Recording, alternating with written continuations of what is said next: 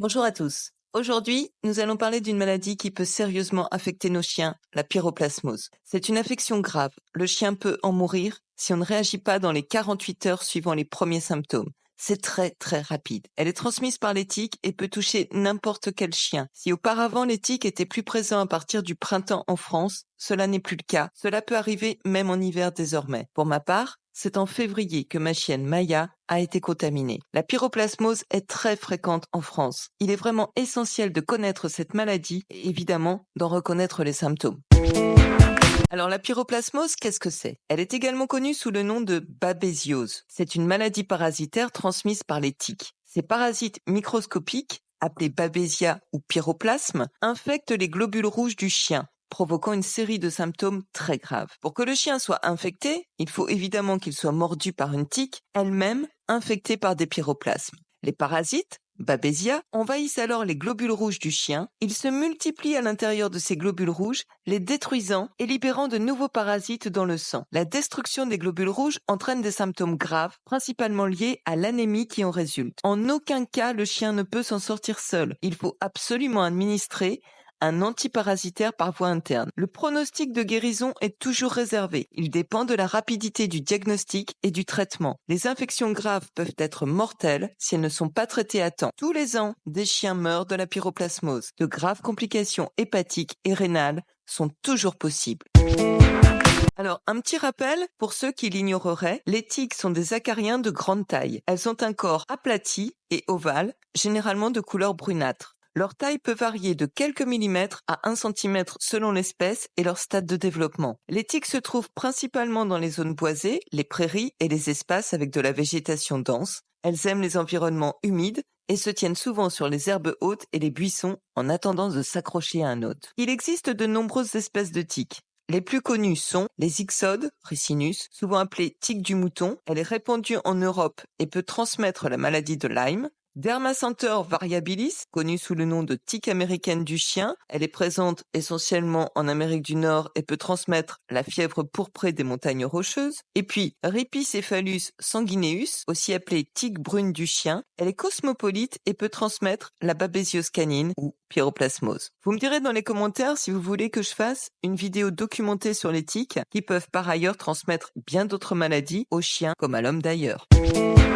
Alors, quels sont les symptômes de la pyroplasmose? Les symptômes de la pyroplasmose peuvent varier, mais les signes les plus courants incluent une fièvre élevée, le chien est abattu, une perte d'appétit, le chien ne mange pas sa gamelle, un état de faiblesse et de fatigue, il est somnolent, il ne bouge pas, des urines foncées, s'il y a déjà une attaque rénale, des muqueuses pâles, on peut le voir au niveau des gencives, des vomissements et diarrhées, une anémie avec des difficultés respiratoires, et puis plein d'autres symptômes peuvent apparaître. Mais attention, les formes atypiques de la maladie ne sont pas exceptionnelles. Certains chiens résistent mieux que d'autres. Ça a été le cas pour Maya. J'ai failli passer à côté car le fait qu'un chien ne mange pas pendant 24 heures ne nous fait pas foncer chez le vétérinaire, ça peut arriver. Les heures passant, j'ai commencé à voir que quelque chose n'allait pas, mais son état n'était pas vraiment alarmant les premières 36 heures. Elle n'a pas mangé, elle manquait d'entrain, mais bon, les chiens aussi ont le droit d'être fatigués de temps en temps, d'autant que nous avions fait de très longues promenades les jours précédents. C'est réellement au bout de 48 heures que Maya a été complètement abattue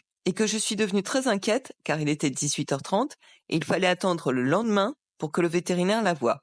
La nuit a été très longue, je l'avoue. Le diagnostic et le traitement. Si vous remarquez un ou plusieurs de ces symptômes chez votre chien, il est vraiment important de consulter un vétérinaire très rapidement. Le diagnostic se fait par la prise de la température, un examen microscopique du sang et parfois des tests PCR. Pour le traitement, le vétérinaire administre des antiparasitaires spécifiques, des antibiotiques, et cela peut aller parfois jusqu'à des transfusions sanguines. Une intervention rapide est essentielle pour augmenter les chances de guérison. De plus, les chiens peuvent être infectés en même temps par d'autres maladies transmises par les tiques, comme la maladie de Lyme, l'ehrlichiose, l'encéphalite attique, la fièvre pourprée des montagnes rocheuses. Bref, tout cela complique le diagnostic et le traitement. Dans notre cas, après l'administration du traitement contre la pyroplasmose, Maya a dû aussi prendre une antibiothérapie préventive d'une dizaine de jours, au cas où la tique lui aurait en même temps transmis la maladie de Lyme et l'ehrlichiose. Je remercie encore la vétérinaire qui a passé plus de 1h30 sur le cas de Maya, qui ne présentait pas du tout les symptômes. En effet, elle n'avait pas de fièvre élevée, seulement 39, pas d'anémie, la prise de sang était parfaitement normale, pas d'atteinte au foie, le taux de bilirubine était bon, pas d'atteinte rénale, ses urines n'étaient pas colorées, pas de vomissement, peut-être une légère diarrhée, rien n'apparaissait non plus ni à la radio ni à l'échographie. Il était donc très difficile de savoir ce qu'elle avait. Pourtant, on voyait bien qu'elle était à bout de force. Il y avait quelque chose de sérieux. C'est en dernier recours qu'un prélèvement de quelques gouttes de sang à l'oreille, puis examiné au microscope, a permis à sa vétérinaire de repérer un pyroplasme. Mais un seul suffit pour comprendre que c'est bien ça. Sans sa ténacité, on aurait pu passer à côté. Alors moi, je vous donne un conseil, c'est si vous sentez que votre chien a quelque chose et que le vétérinaire n'est pas assez consciencieux pour prendre tout le temps nécessaire, persistez, au pire, allez en voir un autre. Parce que parfois, les cas sont plus complexes que d'ordinaire et la vie de votre chien peut en dépendre. Une dernière précision, je n'avais retiré aucune tique à Maya depuis des mois. Elle a été mordue et infectée sans que je puisse le savoir. Par contre, quand j'ai soupçonné que ça pouvait être la pyroplasmose, cette tique que je vous montre en photo est apparue comme par magie dans son pelage. Cette tique n'était pas plantée sur elle, ni gorgée de sang. Donc c'était pas elle la responsable.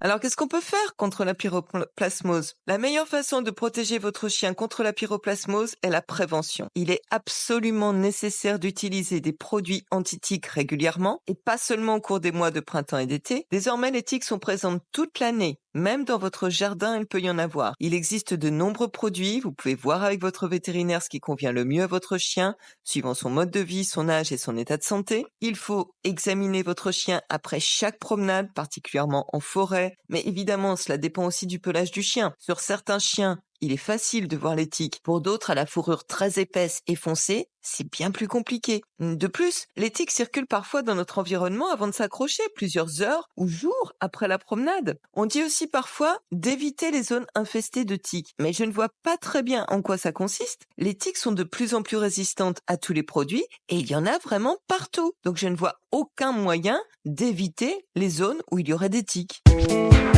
Alors pour conclure, moi je vous dis, protégez votre chien et restez informés. La pyroplasmose est une maladie extrêmement grave qu'il faut connaître et toujours garder à l'esprit au moindre changement de comportement de votre chien. Il faut protéger votre chien par les moyens qui vous sembleront les plus efficaces. Votre vétérinaire peut vous aider à choisir les produits les plus adaptés. Et puis enfin, il faut bien vivre. On ne va pas cesser de se promener et de promener nos chiens parce que l'éthique existe. S'il vous plaît, informez-vous. Et si vous avez trouvé ces informations utiles, n'oubliez pas de mettre un petit cœur, de vous abonner et de partager cette vidéo avec vos amis propriétaires de chiens qui pourraient ignorer cette maladie. Dites-moi dans les commentaires si vous souhaitez que je traite d'autres sujets similaires. Et puis je vous remercie d'avoir regardé. À bientôt!